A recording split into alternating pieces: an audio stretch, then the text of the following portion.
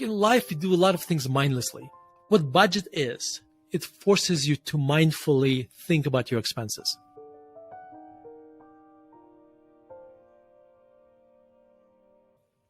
I got married when I was 28.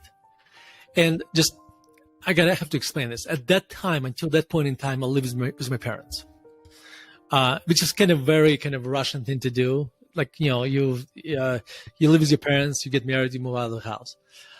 Even though at that time I already had a job, et cetera, but I knew nothing about personal finances. I did not even know how much things cost at the grocery store. And it's a funny story. I went to, right maybe 6 months before I got married, I went to London and I brought my stepmom British tea. And I was so proud of it because I brought her this British tea.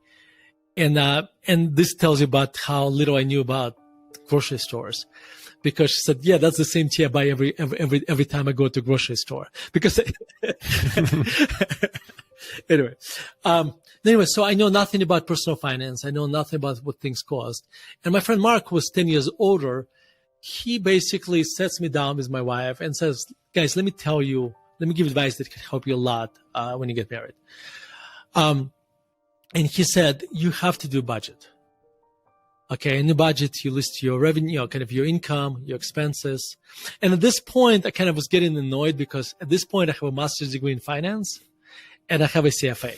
Okay, and now the guys, my friend is explaining about income statement. I'm like, okay.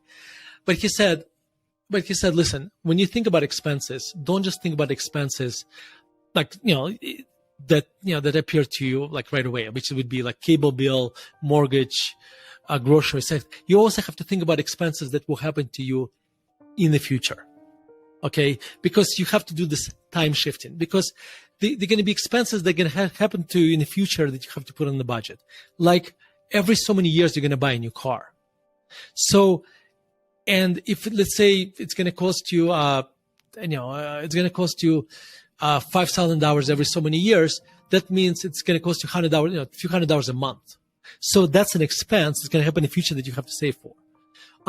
You're going to have you have a $1,000 deductible on your car insurance. That is a potential future expense. So that's money that you want to put away as well. And, so you start going through and then identifying expenses, kind of doing some time shifting expenses that, like even your retirement, that is a future expense. You don't want to just, when you are 60 something years old, realize, oh, I should have saved for the retirement. You should start saving for your retirement when you're young. It's much easier to do that. And so what Mark basically said, when you create your income, budget, you have your revenue, your income, your expenses, that you can see right now, and then your what he would call sinking funds. And those and what's left, that's the money that you can spend on things that are less important. But here's the thing. What budget is, it forces you to mindfully think about your expenses. Because if you, like in life, you do a lot of things mindlessly. Like like one day you've been driving to work and you stop by Starbucks. And then the next thing you do the same thing. And then it became a habit. Okay. So if you really enjoy going to Starbucks and you receive you receive a lot of joy from going to Starbucks, it should be ranked higher on your budget list.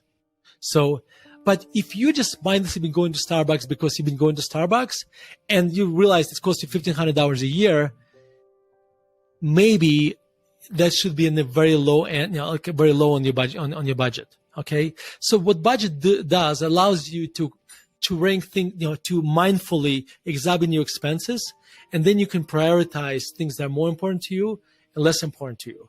And then guess what? If you find, like for my family, going to Starbucks is less important than going on vacations, because we find the experiences have bring a lot more happiness. Okay, therefore they're much higher on that list.